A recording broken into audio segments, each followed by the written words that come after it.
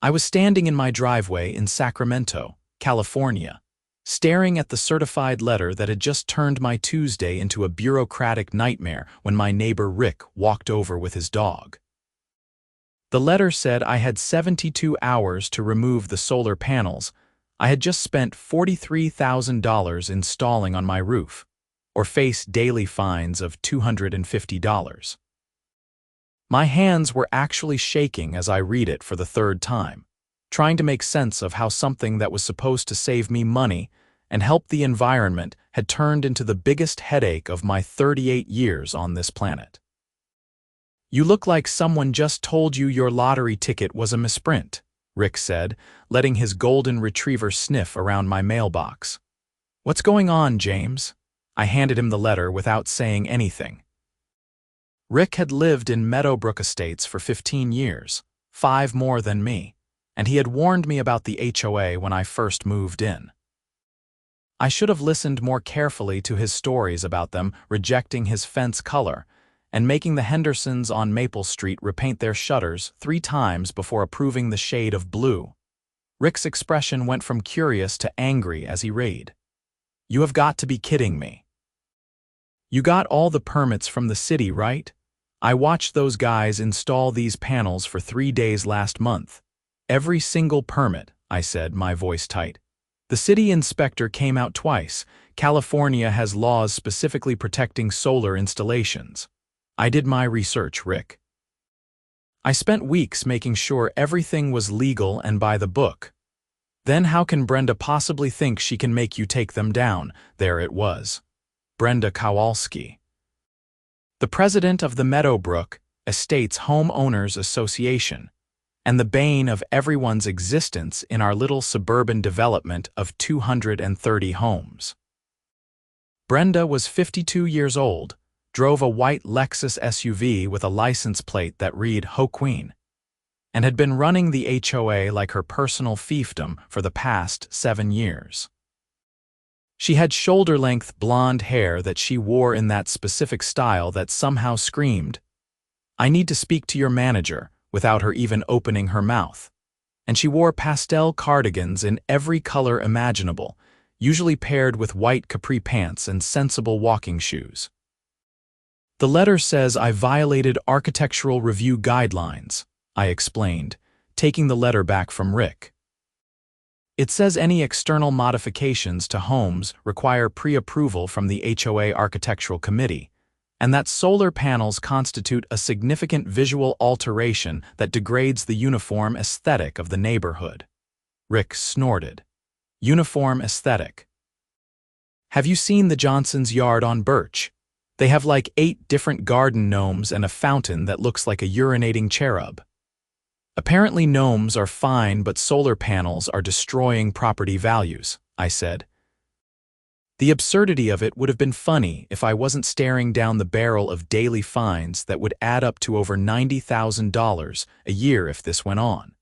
I had bought my house on Sycamore Drive 3 years ago for $520,000.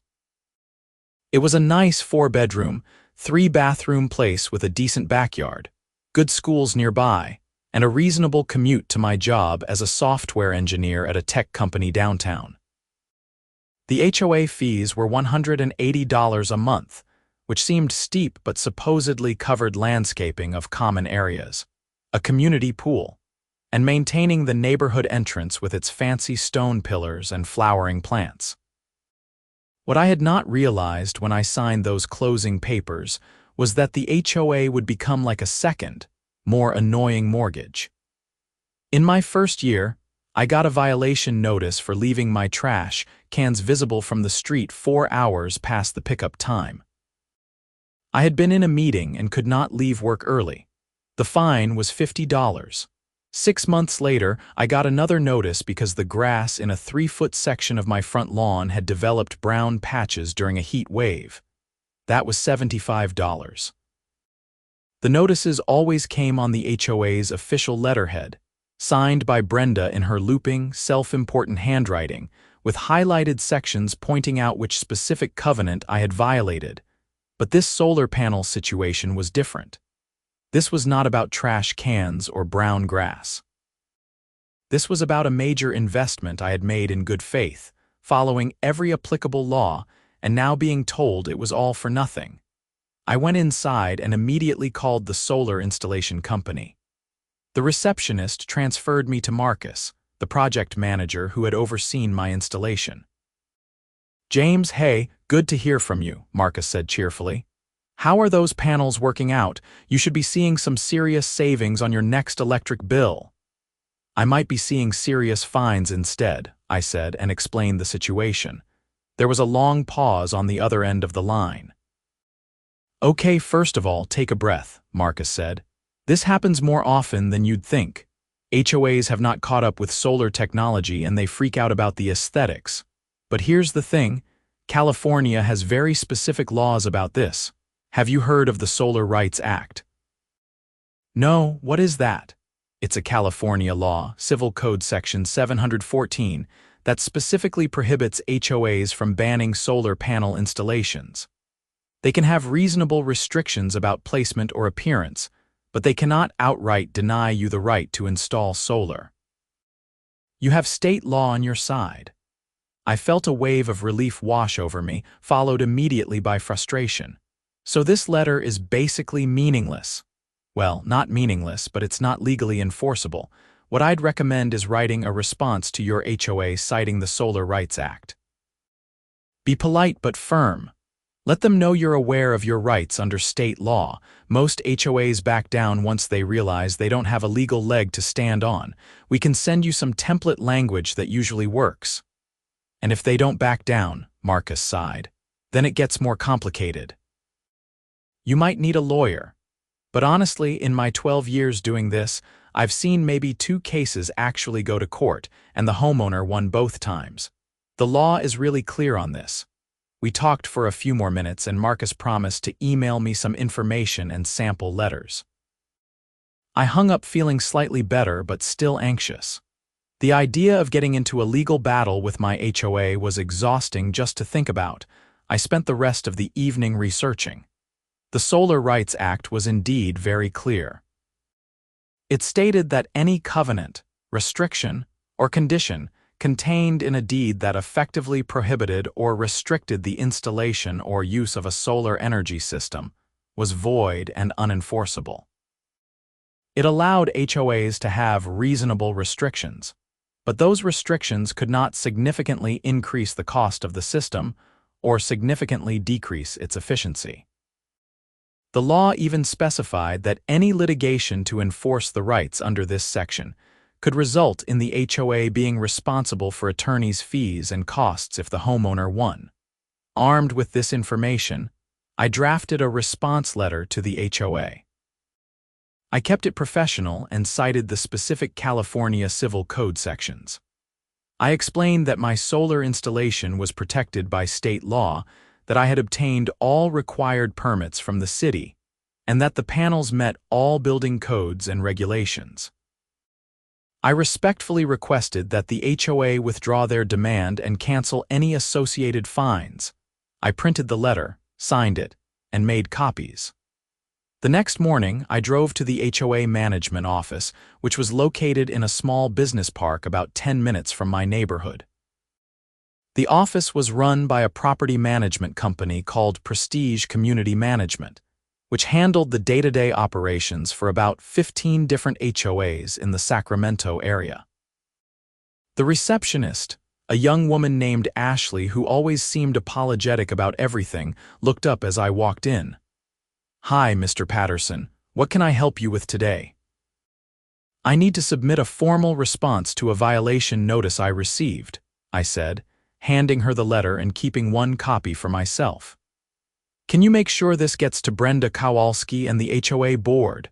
Ashley scanned the letter quickly, and her eyes widened slightly. "Oh, this is about the solar panels. Yes, I'll make sure the board gets this today. It should be discussed at the next board meeting." "When is that?" "Next Tuesday at 7 p.m. It's open to homeowners if you want to attend." "I'll be there," I said. The next week crawled by. I kept expecting another letter or an email, but nothing came. My solar panels continued to work beautifully, and I had already noticed a significant drop in my electricity usage. On a purely practical level, the system was performing exactly as promised. Tuesday evening, I drove back to the Prestige Community Management Office for the board meeting. The meetings were held in a conference room that could probably hold about 30 people comfortably. When I arrived at 6:55, there were maybe a dozen other homeowners scattered around the room, most looking bored or resigned. The HOA board consisted of 5 members. Brenda was the president, of course.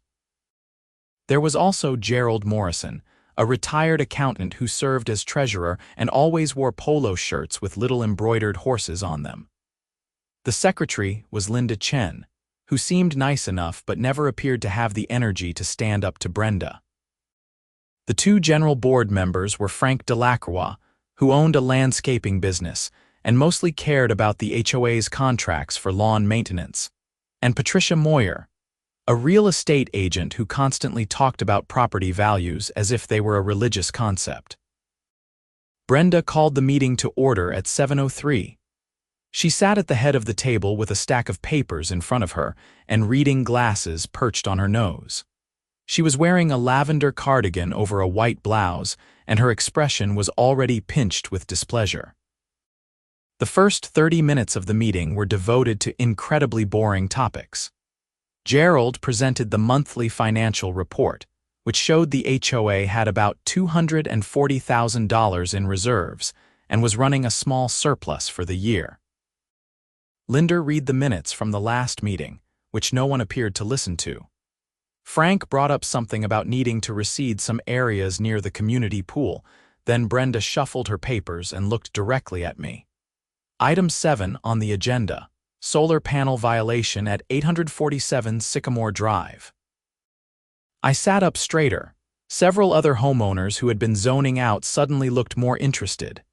We have received a response from the homeowner, James Patterson, Brenda continued, her tone making it clear she was not happy about this. Mr. Patterson has installed solar panels on his roof without seeking architectural approval from this board. When notified of this violation, he responded with a letter claiming that state law allows him to ignore HOA covenants. That's not exactly what I said, I interjected. I said that California law specifically protects solar installations and that HOA restrictions that effectively prohibit solar are unenforceable.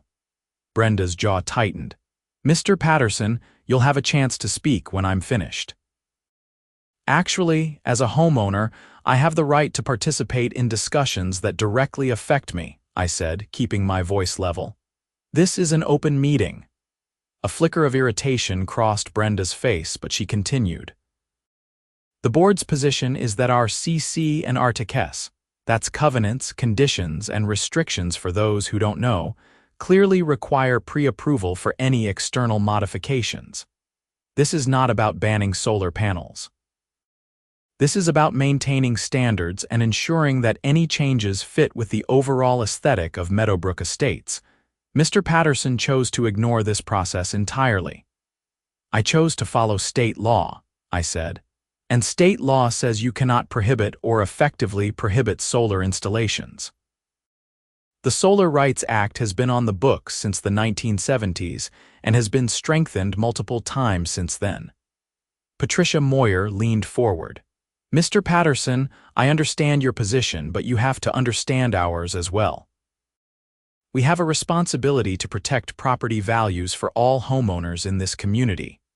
When someone makes a major visible change without approval, it sets a precedent. What if everyone just started doing whatever they wanted? This isn't about doing whatever I want, I replied. This is about exercising a right that's protected by law. If the state of California has determined that solar energy is important enough to protect from HOA restrictions, then the HOA needs to comply with that law. The law allows for reasonable restrictions, Brenda shot back. We're not saying you can never have solar panels. We're saying you need to work with us to find a solution that doesn't negatively impact the neighborhood. What would that solution look like? I asked. My panels are black. They're flush-mounted on a section of roof that's barely visible from the street, and they meet all building codes. What exactly is the problem?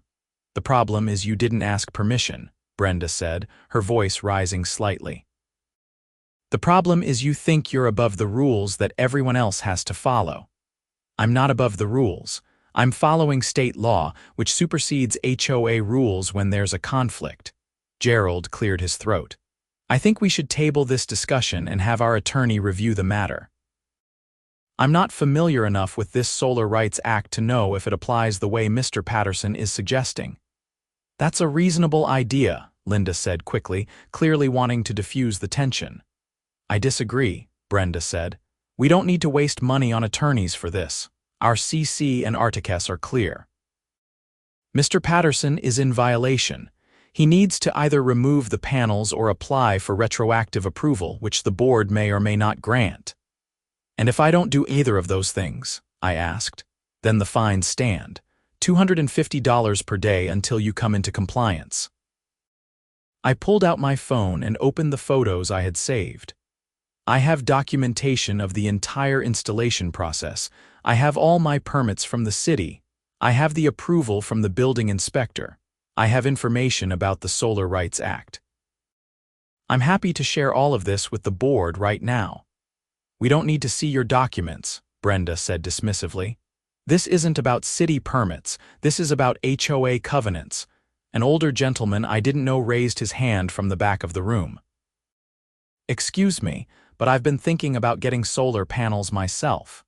Are you saying the HOA would try to stop me too? Brenda turned to address him. We're saying you would need to submit an application to the Architectural Review Committee, just like you would for any other exterior modification. We would review the placement, the appearance, and the potential impact on surrounding properties. It's not complicated. But it is complicated, I said.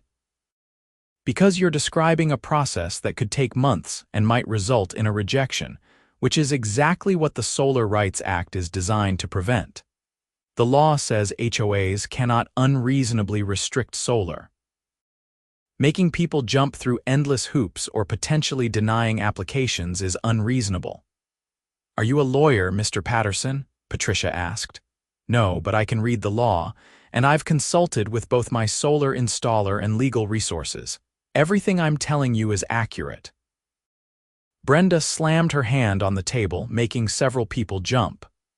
This meeting is not going to turn into a debate about state law. The board has made its position clear. You have a violation. The fine stands. If you want to challenge this, you can take it up through the proper dispute resolution channels outlined in the HOA bylaws. Which are? I asked. Linda flipped through some papers. You can request a hearing with the full board, which you've essentially already had tonight. If you're not satisfied with the board's decision, you can request mediation. If that doesn't resolve the issue, either party can pursue legal action. So my options are to give in or sue you, I said flatly. Your option is to follow the rules like everyone else, Brenda snapped. The meeting moved on to other topics, but I barely heard them. I was too busy calculating my next steps. The fines had officially started, which meant I was accumulating $250 per day in penalties. If this dragged on for even a month, that was $7,500. After the meeting ended, several homeowners approached me. The older gentleman who had asked about solar introduced himself as Robert Chen, Linda's husband. I think you're right about this, he said quietly. Brenda is out of control. She's been getting worse every year. A woman in her 40s named Sarah Martinez agreed. She gave us hell about putting in a vegetable garden in our backyard. She said it was visible from the neighbor's second-story window and looked unsightly. We had to threaten to bring up her authority at a meeting before she backed down. Why don't people vote her out? I asked. Robert sighed. Most people don't come to meetings or participate in elections. Brenda and her friends always vote for each other. They run unopposed most years because no one else wants to deal with the headache. This was a depressing revelation, but not entirely surprising. I thanked them for their support and headed home. The next morning, I contacted a lawyer. Marcus from the solar company had recommended an attorney named Elizabeth Brennan who specialized in HOA disputes and solar rights cases. Her office was in downtown Sacramento, and she was able to see me that Friday. Elizabeth was in her mid-40s, with curly red hair and an office decorated with framed newspaper articles about cases she had won. She listened to my entire story without interrupting, occasionally taking notes. When I finished, she leaned back in her chair. "This is pretty straightforward, actually. Your HOA is clearly in violation of the Solar Rights Act. The problem is getting them to admit it without spending a fortune on legal fees. What would you recommend?" I asked. "First, I'll draft a more formal demand letter on my letterhead, citing the relevant case law and making it very clear that if they pursue this, they will lose and they will be liable for your attorney's fees. Sometimes that's enough to make boards back down, especially if their own attorney confirms what we're saying. And if it's not enough, then we file a lawsuit seeking a declaratory judgment that your solar installation is legal and protected, and we ask the court to order the HOA to cease the fines and reimburse any fines you've already paid. We might also seek damages for the stress and hassle they've caused. These cases usually settle pretty quickly once we're actually in court, but we need to be prepared to see it through. How much is this going to cost me?" Elizabeth quoted me a retainer fee of $5,000, which made me wince, but she explained that if we won, the HOA would likely have to pay my legal costs. The Solar Rights Act specifically allows for recovery of attorneys' fees in these cases. It's designed to discourage HOAs from pulling exactly this kind of stunt. I wrote the check, feeling a mix of determination and anxiety. This was getting expensive, but I couldn't just roll over and let the HOA bully me into removing a legal, permitted improvement to my own home. Elizabeth's letter went out on Monday. It was 4 pages of dense legal text that systematically dismantled every argument the HOA had made. It cited multiple California court cases where HOAs had lost similar battles. It pointed out that the daily fines constituted harassment and could be grounds for additional damages. It gave the HOA 10 days to respond with a written withdrawal of the violation notice and cancellation of all fines. The response came in 8 days, and it was not what I had hoped for. The HOA's attorney, a firm called Stephenson and Associates, wrote back with their own 4-page letter arguing that the Solar Rights Act allowed for reasonable restrictions, and that requiring architectural approval was reasonable. They claimed my installation violated the aesthetic standards of the community and that I had acted in bad faith by not seeking approval first. "They're doubling down," Elizabeth said when I met with her again. "This is frustrating but not unexpected. Brenda is probably overruling any advice their attorney is giving them. I've seen it before. HOA board presidents who get emotionally invested in being right, even when the law is against them. So what now? Now we file suit. I'll prepare the complaint this week. We'll serve the HOA and request an expedited hearing given the ongoing daily fines. Sacramento County courts are pretty good about understanding the urgency in these cases. The lawsuit was filed on October 15th. I was suing the Meadowbrook Estates Homeowners Association and its board members in their official capacities. The complaint asked the court to declare my solar installation legal, to permanently enjoin the HOA from interfering with it, to cancel all fines, and to award attorneys fees and costs. The day after we filed, I got a phone call from Brenda. I almost didn't answer, but curiosity got the better of me. "James, this is Brenda Kowalski from the HOA. Her voice was tight and formal. "I wanted to reach out to you personally before this situation gets even more out of hand." "It's already pretty far out of hand, Brenda. You're fining me thousands of dollars for illegal solar installation." "That's not how we see it, but I'm calling to offer a compromise. If you agree to drop the lawsuit, the board is willing to reduce the fines to a one-time assessment of $5,000 and grant retroactive approval for your panels." I almost laughed. "You want me to pay you $5,000 for permission to do something I was legally allowed to do without your permission? We're trying to find a middle ground here. The middle ground is you admitting you were wrong and canceling the fines." "That's not even really middle ground, that's just following the law. You're being unreasonable." "I'm being unreasonable? Brenda, you're trying to extort thousands of dollars from me for making an environmentally friendly improvement to my own house. Do you realize how crazy that sounds?" "This isn't personal, James. This is about maintaining standards." "It feels pretty personal," I said. "Look, I'm not dropping the lawsuit. If the board wants to make this right, you know what you need to do." She hung up without saying goodbye. 3 weeks later, I received a notice that the HOA had placed a lien on my property for unpaid fines, which had now accumulated to over $5,000. A lien meant they were claiming a legal right to my property for the debt, and it would affect my ability to sell or refinance. I called Elizabeth immediately. "Can they do this?"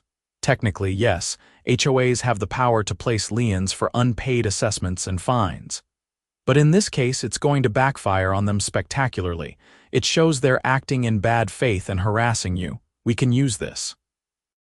She filed an emergency motion asking the court to dissolve the lien and issue a temporary restraining order against any further collection actions while the case was pending. The hearing was scheduled for November 12th. I had never been inside a courtroom before, not even for a traffic ticket. The Sacramento County Superior Court building was an imposing modern structure downtown. Elizabeth met me outside, carrying a briefcase full of documents. "Remember, the judge will ask questions. Answer them directly and honestly. Don't get emotional. Just stick to the facts," she coached me as we walked in. The courtroom was smaller than I expected. The judge, a woman named Margaret Yamamoto, sat behind a raised bench with the California state seal behind her. She was probably in her early 60s, with short gray hair and a no-nonsense expression. The HOA was represented by an attorney from Stephenson and Associates named David Stephenson himself, a man in his 50s wearing an expensive suit. Brenda was there too, sitting in the gallery, looking like she wanted to set me on fire with her mind. Judge Yamamoto reviewed our motion quickly. "Mr. Stephenson, your client has placed a lien on Mr. Patterson's property for fines related to solar panel installation. Mr.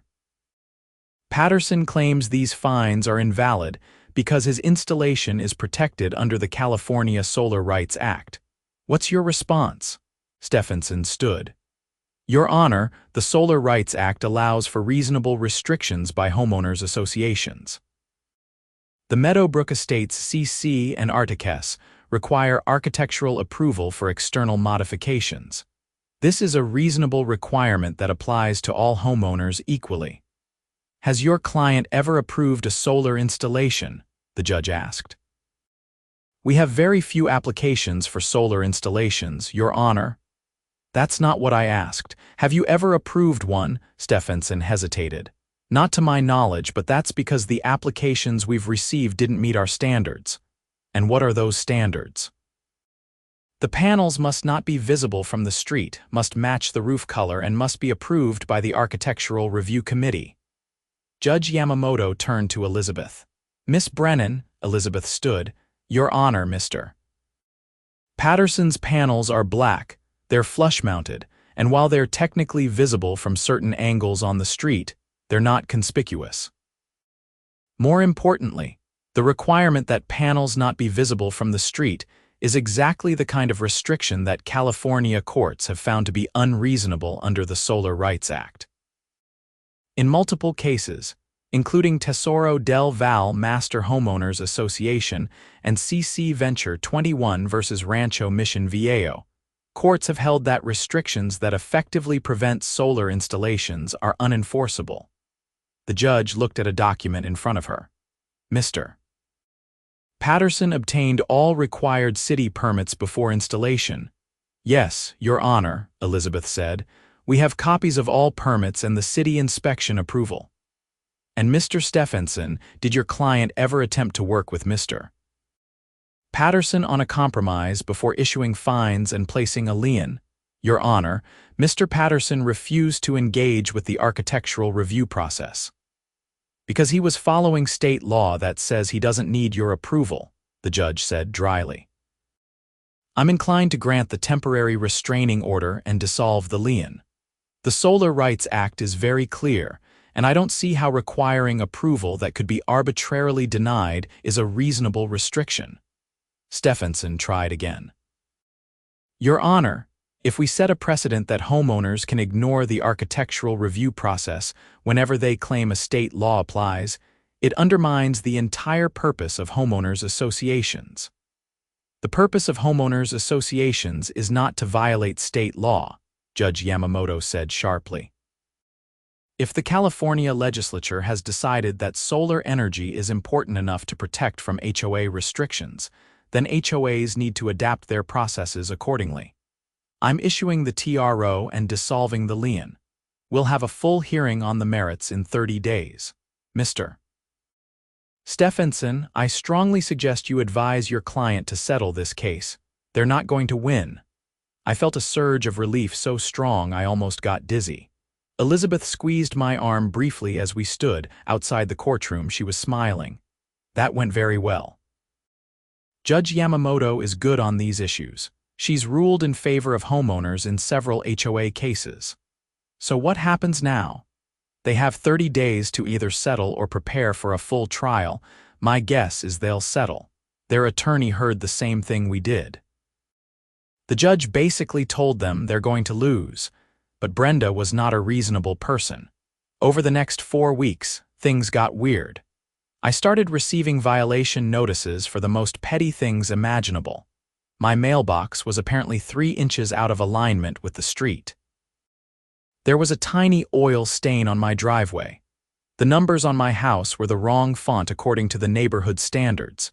Each violation came with a fine, usually $50 to $100. She's retaliating, Elizabeth said when I forwarded her the latest batch of notices. This is actually good for us. It shows harassment and bad faith. Save every single notice.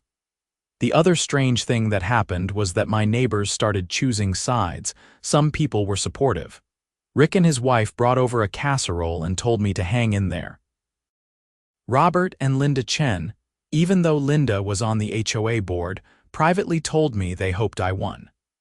Sarah Martinez started a petition calling for Brenda's removal as HOA president and got over 60 signatures.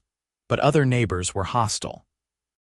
A guy named Doug Miller, who lived 2 streets over, confronted me at the grocery store and told me I was destroying the neighborhood. Patricia Moyer from the HOA board sent a mass email to all homeowners saying that my lawsuit was costing the HOA tens of thousands in legal fees and would probably result in a special assessment for everyone to cover the costs.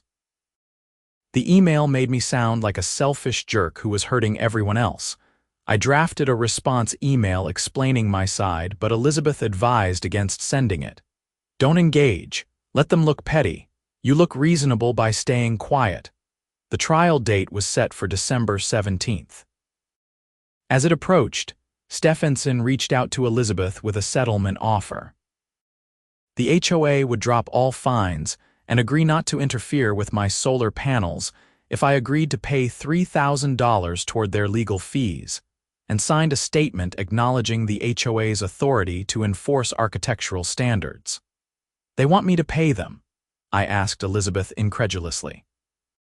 It's a face-saving measure. They want to be able to tell their members that you contributed to the legal costs. The acknowledgement about architectural standards is meaningless. You're not actually giving up any rights. But personally, I think we should reject it. We can win outright and get them to pay your fees. Will it definitely go our way?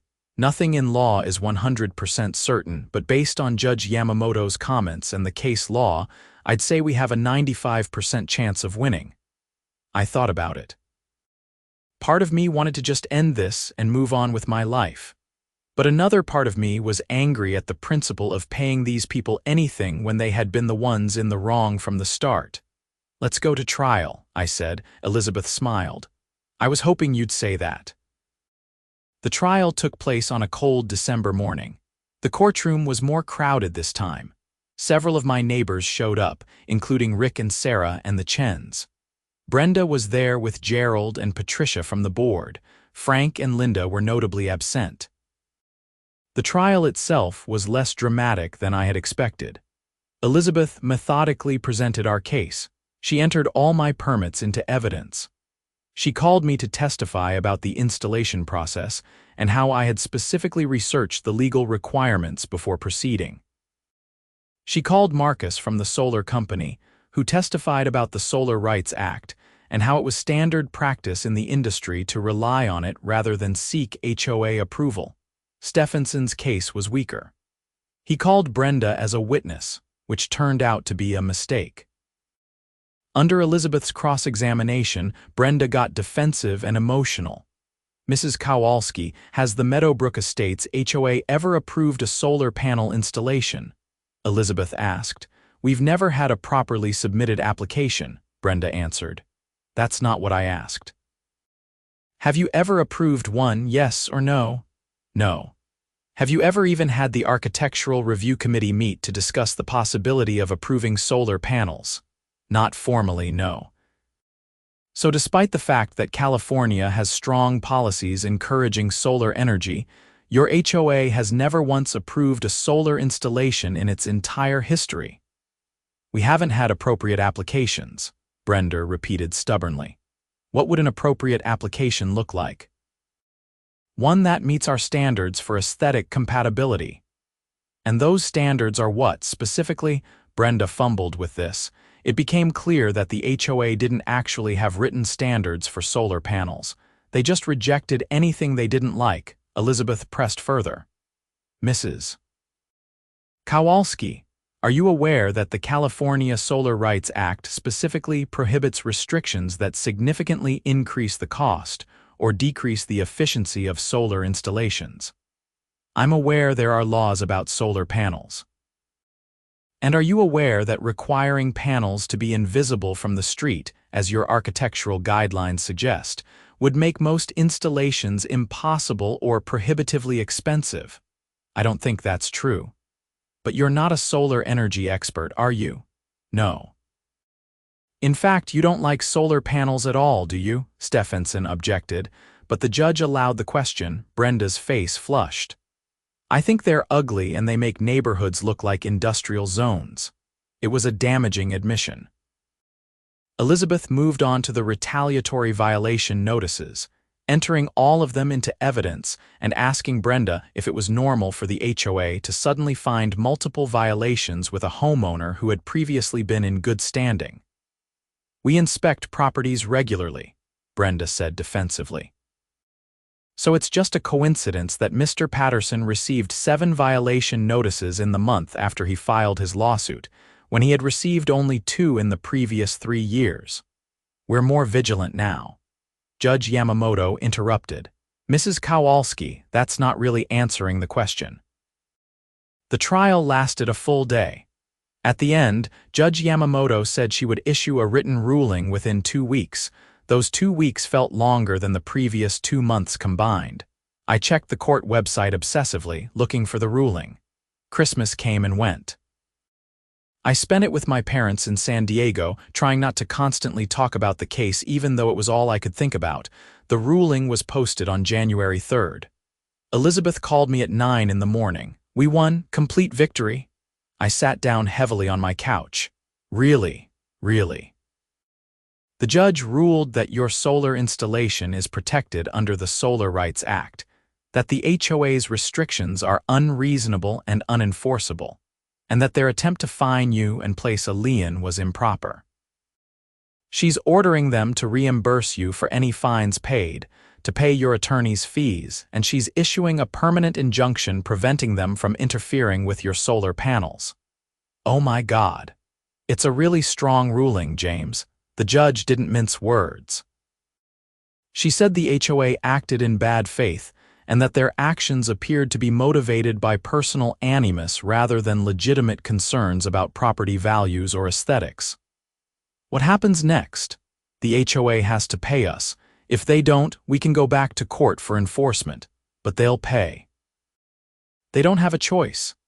I thanked Elizabeth and hung up, then just sat there for a while processing the information. It was over. I had won. The reaction in the neighborhood was mixed. Rick came over that evening with a bottle of champagne. I knew you'd win. Brenda finally pushed someone who pushed back. But there were also dirty looks at the mailbox and a couple of anonymous notes left on my door calling me names I won't repeat. Patricia Moyer's husband apparently told someone at the community pool that I was the reason their HOA fees were going to increase, which wasn't actually true since the HOA's insurance covered most of the legal costs. The really interesting development came in February. A group of homeowners, led by Sarah Martinez and Robert Chen, organized a recall election for the HOA board. They needed signatures from 20% of homeowners to trigger it, and they got 28%. The recall election was scheduled for March. Brenda fought it like her life depended on it. She sent out multiple emails defending her actions and claiming the recall was being orchestrated by people who wanted to destroy property values. She called people at home asking for their support. At the community meeting where the recall was debated, she actually cried, saying she had devoted years of her life to making Meadowbrook Estates a desirable place to live, and this was how people were thanking her. But too many people had been on the receiving end of her petty tyranny. Too many people remembered the stories about rejected fence colors and prohibited garden decorations and threats about mailbox placement. My solar panel case had just been the final straw. The recall passed with 62% voting in favor. Brenda, Gerald, and Patricia were removed from the board. New elections were held in April, and 3 new board members were elected, including Sarah Martinez. The new board's first action was to adopt written guidelines for solar panel applications that basically rubber-stamped any installation that met city code and didn't violate the Solar Rights Act. In May, the HOA sent me a check for $8,300, representing the fines that had accumulated plus my attorney's fees. I deposited it and felt a sense of closure I hadn't expected. My solar panels continued working perfectly. My electric bill, which used to average around $280 a month, dropped to an average of $43. Over the summer, when my panels generated more power than I used, the utility company actually credited me for the excess. I calculated that the system would pay for itself in about 7 years, even accounting for the legal fees I had fronted before being reimbursed. More importantly, 7 other homeowners in Meadowbrook Estates installed solar panels over the next year. None of them had any trouble with the HOA. The new board approved all the applications within a week of submission. I ran into Brenda one last time in August, at the grocery store on Highway 50. We turned down the same aisle, and there was an awkward moment where we both stopped and looked at each other. She was wearing a green cardigan and white pants, her hair a bit grayer than I remembered. "Congratulations," she said stiffly. "I hope you're happy with what you've done." "I am, actually," I said. "I'm saving money and generating clean energy. Seems like a win." "You destroyed the neighborhood's coherence. 7 solar installations destroyed the neighborhood. Come on, Brenda. Meadowbrook looks exactly the same as it always has, just with some black rectangles on a few roofs that most people don't even notice." She opened her mouth to respond, then seemed to think better of it. She pushed her cart past me without another word. I watched her go, feeling a complicated mix of satisfaction and something almost like pity. She had genuinely believed she was protecting the neighborhood, but she had been so rigid and controlling that she couldn't see when she was in the wrong. A few months later, I heard through the neighborhood grapevine that Brenda and her husband were selling their house and moving to Arizona. I didn't know if the recall election had anything to do with it, or if it was just a coincidence. Either way, she was gone. The new HOA board was far from perfect. They still sent out occasional violation notices and had their pet issues, but they were reasonable. When someone had a legitimate concern or explanation, they listened. The neighborhood didn't descend into chaos without Brenda's iron fist. People still maintained their homes. Property values actually increased slightly, probably because the housing market was good that year, but also possibly because Meadowbrook Estates got a reputation as a solar-friendly community. I thought a lot about what the whole experience had taught me. On one hand, HOAs can serve useful purposes. Someone needs to maintain common areas and deal with the occasional homeowner who really does let their property become an eyesore. But the system is vulnerable to petty tyrants like Brenda who get drunk on the tiny amount of power they have, and forget that they're supposed to be serving the community, not ruling it. I also learned that standing up for yourself legally is expensive and stressful, even when you're clearly in the right. If I hadn't been able to afford a good attorney, or if I hadn't had the time and energy to fight, I might have just taken the panels down. That would have been a terrible outcome, both for me financially and for the principle of the thing. The law only protects you if you can afford to enforce it, but I had been able to afford it and I had won. My roof was covered in solar panels that generated about 9,000 kilowatt-hours of electricity per year. Over the 25-year expected life of the system, that would be 225,000 kilowatt-hours, preventing roughly 150 tons of carbon dioxide emissions. Not bad for one homeowner's fight with an overzealous HOA. On a sunny afternoon in October, almost exactly a year after the whole mess had started, I was sitting on my back patio with Rick, drinking beer and watching the sun set over the Sacramento suburbs. My solar monitoring app showed that the panels had generated 42 kilowatt-hours that day, more than enough to cover my usage. "You ever regret it?" Rick asked. "All the hassle and the legal bills and the stress," I thought about it. "Sometimes I wish it had been easier." But no, I don't regret standing up to them. Someone needed to. "You know you're kind of a legend in the neighborhood now, right? People call you the guy who beat the HOA," I laughed. "That's ridiculous." "It's true, though. You did what a lot of people wanted to do but were too scared or too tired to try." We sat in comfortable silence for a while, watching the sky turn orange and pink.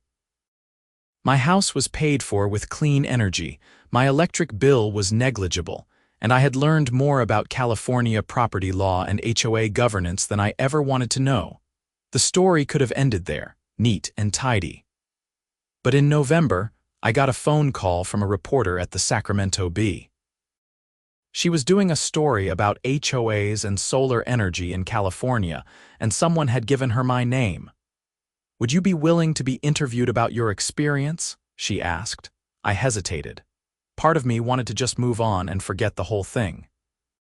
But another part remembered how isolated and frustrated I had felt during the worst of it, and how helpful it would have been to read about someone else going through the same thing. "Sure," I said. "I'll talk to you." The article ran in December. It was a comprehensive piece about how California's push for solar energy was creating conflicts with HOAs throughout the state. I was one of 3 homeowners profiled. The article explained the Solar Rights Act and quoted legal experts saying that HOAs needed to update their thinking about solar installations. The response was immediate. I got emails from homeowners across California and even from other states who were dealing with similar problems. Some asked for advice, some just wanted to share their stories. A few were dealing with HOA restrictions on electric vehicle charging stations, or drought-tolerant landscaping, or other environmentally friendly improvements that their HOAs considered unsightly. I responded to as many as I could, usually by recommending they consult with an attorney familiar with their state's laws and by encouraging them not to give up. The laws were generally on the side of clean energy and environmental improvements, but you had to be willing to fight. In February of the following year, a California state assemblyman named David Chen introduced a bill to strengthen the Solar Rights Act even further. The bill would require HOAs to approve solar installations within 30 days, unless they could demonstrate a specific, substantial reason for denial. It would also increase the penalties for HOAs that violated the act, making them liable for punitive damages in addition to attorneys' fees. I was invited to testify at the committee hearing in Sacramento. It was surreal to sit in the state capitol building, speaking into a microphone about my experience. I kept it simple, explaining how Brenda and the HOA had tried to stop my legal solar installation, how I had been forced to spend time and money defending my rights, and how the outcome might have been different if I hadn't been able to afford a lawyer. The Solar Rights Act is good law, I told the committee. But it only works if homeowners can afford to enforce it. Many people in my situation would have just given up. We need stronger protections and clearer procedures so that HOAs understand they can't bully people out of exercising their rights. The bill passed the committee and eventually became law. I got a thank you note from Assemblyman Chen saying that my testimony had been influential. It was a small thing, but it felt meaningful. My fight with Brenda had contributed in some tiny way to making things better for other people. Life settled back into normalcy.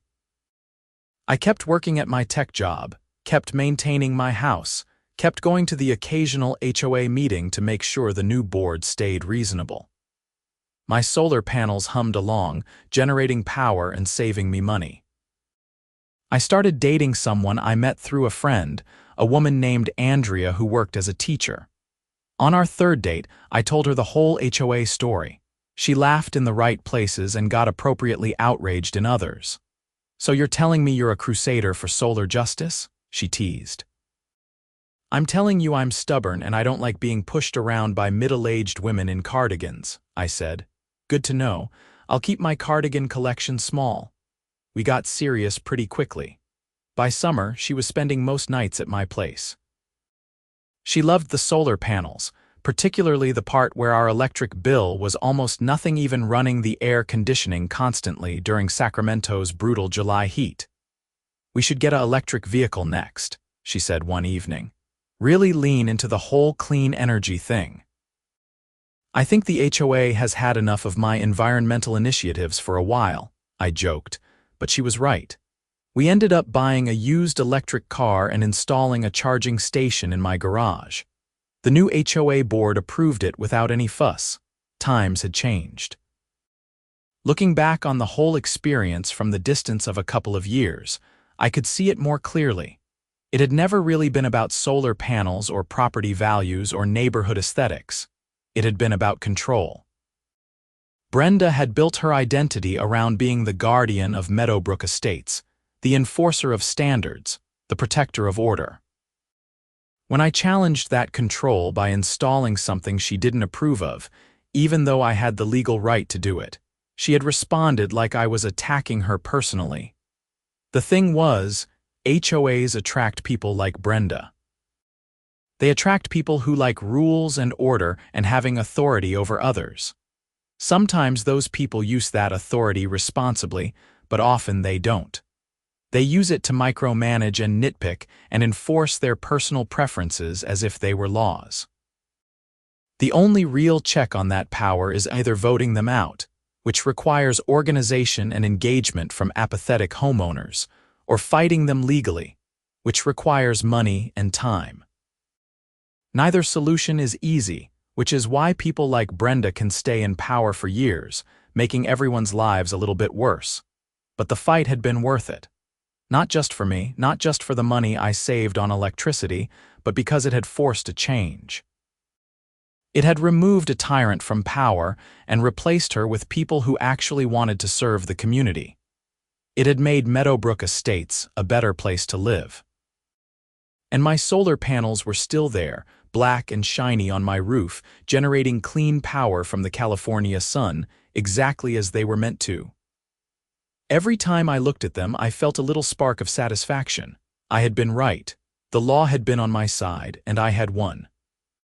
Andrea and I got engaged in the spring. We talked about buying a bigger house together, maybe in a neighborhood without an HOA.